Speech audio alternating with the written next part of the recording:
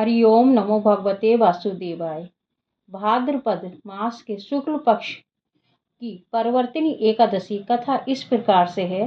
भगवान श्री कृष्ण बोले, हे राजन, इस विषय में मैं तुम्हें आश्चर्यजनक कथा सुनाता हूँ, जिसे ब्रह्मा जी ने महात्मा नारद से कहा था। नारद जी ने पूछा, चतुर्मुख, आपको नमस्कार है।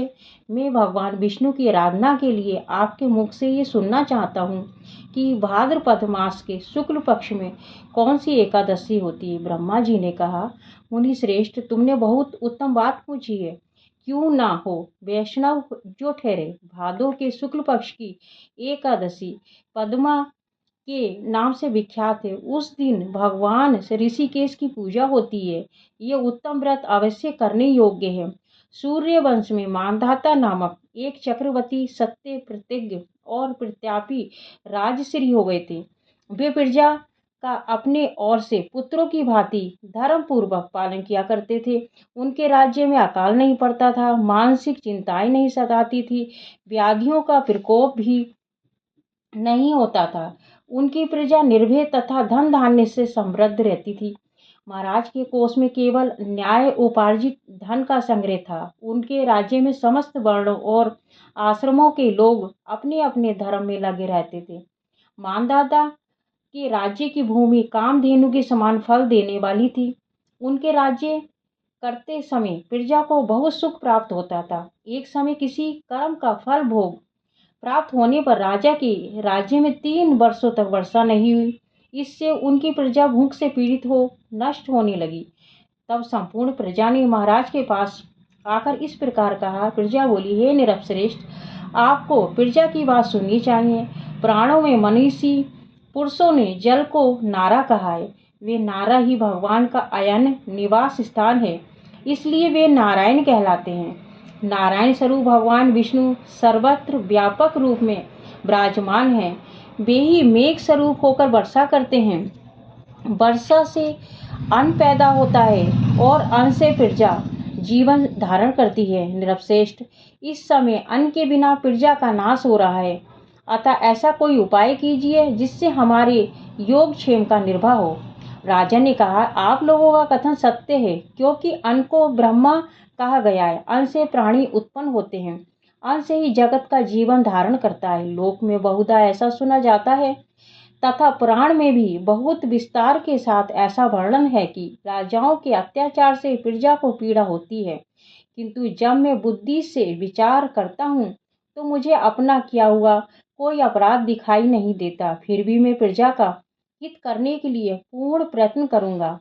ऐसा निश्चय कर राजा मानधाता इन्हें गिने व्यक्तियों को साथ ले विधाता को प्रणाम करके सघन वन की ओर चल दिए। वहां जाकर मुख्य मुख्य मुनियों और तपस्वियों के आश्रम में घूमते फिरे। एक दिन उन्हें ब्रह्मपुत्र अंगिरा ऋषि का दर्शन हुआ।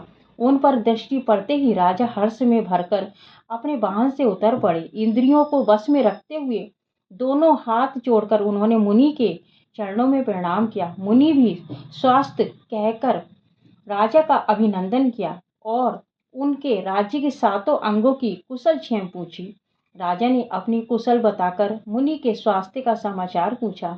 मुनि ने राजा को आसन और अर्घ्य दिया। उन्हें ग्रहण करके जब वे मुनि के समीप बैठे तो उन्होंने उनके आगमन का कारण पूछा। तब राजा ने कहा, भगवान, मैं धर्मानुकूल प्रणाली से पृथ्वी का पालन कर रहा था, फिर भी मेरे राज्य में वर्षा का अभाव हो गया है। इसका क्या कारण है, इस बात को मैं नहीं जानता हूँ। ऋषि बोले, हे राजन, ये सब युगों में उत्तम सत्य युग है। इसमें सब लोग परमात्मा की चिंतन में लगे रहते हैं तथा इस समय धर्म अपने चारों चरणों से युक्त होता है। इस युग में केवल ब्राह्मण ही तपस्वी होते हैं, दूसरे लोग नहीं। किंतु महाराज, तुम्हारे राज्य में ये शूद्र तपस्या करता है, इसी कारण मेघ पानी नहीं बरसाते। तुम इसके प्रतिकार का यत्न करो, जिससे कि अनावृष्टि का दोष शांत हो जाए। राजा ने कहा, हे मुनिवर, एक तो वे तपस्या में लगाए, दूसरे निरपराध है, अतः मैं इसका अनिष्ट नहीं करूंगा।